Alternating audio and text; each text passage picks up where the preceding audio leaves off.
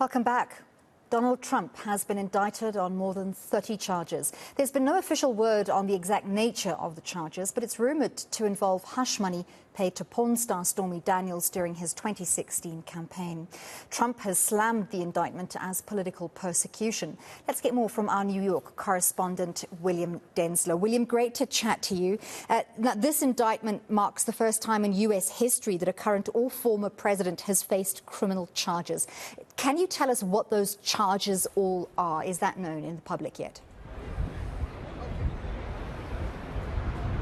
Well, it's not known publicly. We believe that there'll be several dozen, around 30 or so charges that will come forward, but we won't know until Donald Trump is officially arraigned. We believe that'll take place on Tuesday afternoon in Lower Manhattan. But we do believe that this is all related to, as you rightly mentioned, to these allegations that Donald Trump essentially falsely claimed business expenses that were paid to the porn star Stormy Daniels. It's believed that back in 2016 that payment was given that is being described as hush money. That's the picture being painted by prosecutors here in New York. And that expense was filed as a business expense, which here in New York, if proven, would be a misdemeanor. Now, Donald Trump has categorically denied having an affair with Stormy Daniels or not filing any kind of business paperwork appropriately either. But this has been an investigation that's been in the works for a number of years now, and of course, as you rightly mentioned, is utterly unprecedented. So take us through the gamut of reaction from the American political scene. Well, as you might imagine, it's been incredibly polarizing. As far as the Democrats are concerned, well, from the White House, no comment from President Biden. He is not being drawn into the latest from Donald Trump. When it comes to some Democratic lawmakers, essentially the message from many of them is to allow the justice to let the justice system run the course. Also, we're hearing from some Democrats saying that essentially no one is above the law, whether they were a former sitting president or not. As far as the Republicans are concerned, a very different story. We've heard from Ron DeSantis, the governor of Florida, who of course is widely expected to be Donald Trump's biggest challenger to be the Republican nominee. Despite that, he's come out and said that the Justice Department has been weaponized. He said that as the governor of Florida, he would not be involved in any kind of extradition if it were to come to that. We've heard from some other prominent Republican lawmakers. Ted Cruz, the lawmaker from Texas, he has come out and said that the decision of that indictment is utter garbage, as he puts it. Jim Jordan, who himself wants to investigate Manhattan's district attorney, he says it's outrageous.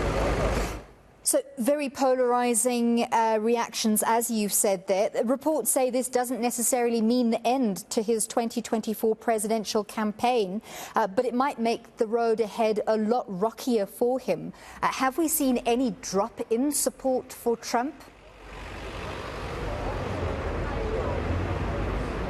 Well, certainly too early to get any kind of polling data on that, but it could be seen as an effort, or we could see in the future, the further entrenching of the supporters base, or critics becoming even more emboldened in their criticism of the former president. Of course, you're absolutely right, this would not stop Donald Trump from running for president. And essentially what we're seeing, considering the fact that some potential opponents like Ron DeSantis coming out in support of Donald Trump, really just shows how polarized the system is, with Ron DeSantis saying the justice system has been weaponized. So of course we could very likely see a further entrenching of the two camps, with many Republicans pointing the finger at Democrat Alvin Bragg, the district attorney here in Manhattan, for making this a politicized decision. That, of course, has been the rhetoric from Donald Trump himself. He said that this is political persecution, as he put it on social media on Thursday evening. He says this is the greatest example of electoral interference in the country's history.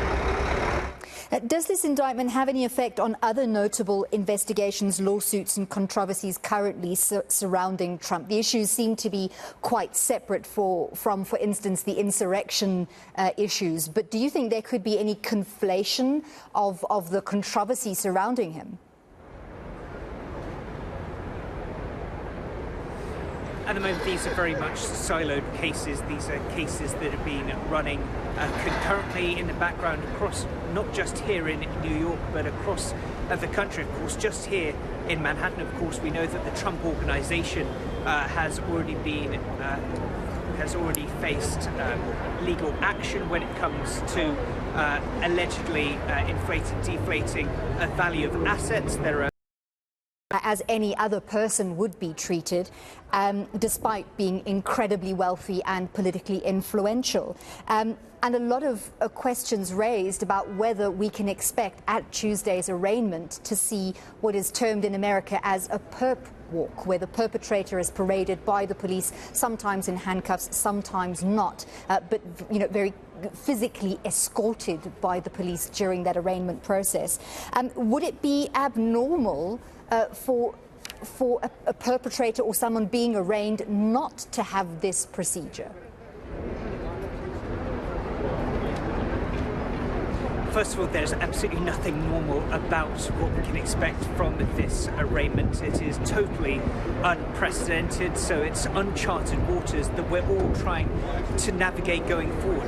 What I can tell you is that a few bits of information about Tuesday's proceedings. We are expecting it to be on Tuesday afternoon. The hearing is set to take place around 2:15 local time on Tuesday. Now, we've heard from Donald Trump's legal team. They suggest that Donald Trump will not be in handcuffs, but we do believe that some of the formalities of an arraignment will still go ahead. Those include things like Donald Trump having his photograph taken and him being booked, meaning essentially him having to provide his fingerprints as well. When it comes to what kind of public spectacle we can expect, well, of course, that is still very much up in the air, whether it'll be a public display with Donald Trump having to march through the throngs of media and onlookers that we could expect if he goes through some of the main entrances. Will he and the Secret Service instead decide to go through one of the many back passages in New York's courts? So that'll be very much speculated as we head to Tuesday.